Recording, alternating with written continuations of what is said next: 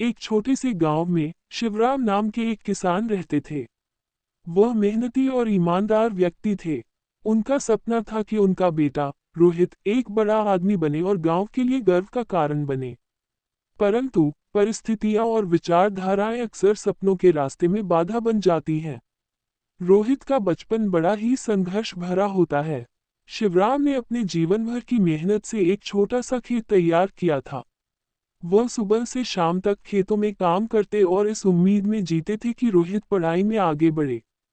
परंतु गरीबी ने रोहित को भी छोटे मोटे काम करने पर मजबूर कर दिया। स्कूल से आने के बाद वह अपने पिता के साथ खेतों में काम करता। शिवराम अपने बेटे से कहते हैं, बेटा, मैं चाहता हूं कि तुम पढ़ाई पर ध्यान दो। यह जमीन तुम्हारी मदद नहीं कर पाएगी। रोहित पिताजी से कहता है, पर आपके साथ खेतों में काम कौन करेगा? शिवराम के मन में बेटे को शिक्षा देने का सपना था, परंतु जिम्मेदारियां हमेशा आड़े आती रहीं। समय बीतता गया और रोहित ने हाई स्कूल की पढ़ाई पूरी कर ली।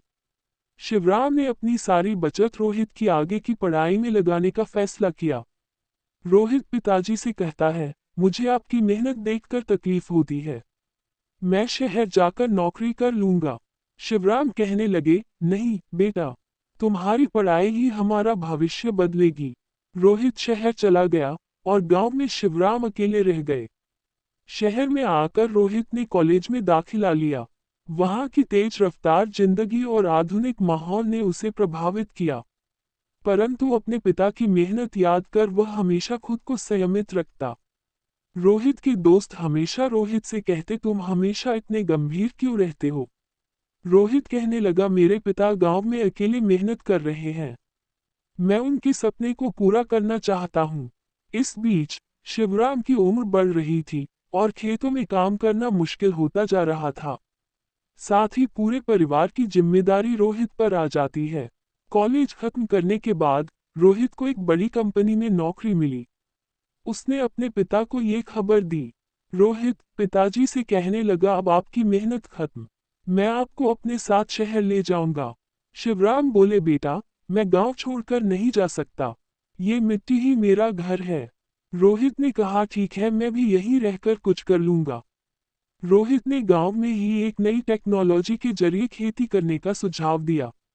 उसने अपने वेतन से गांव में आधुनिक उपकरण खरीदे और अपने पिता को सिखाया।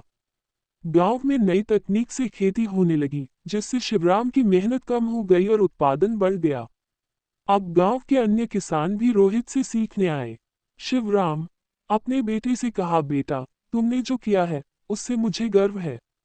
रोहित बोला, पिताजी, ये सब आपकी सीख और आशीर्वाद का फल है।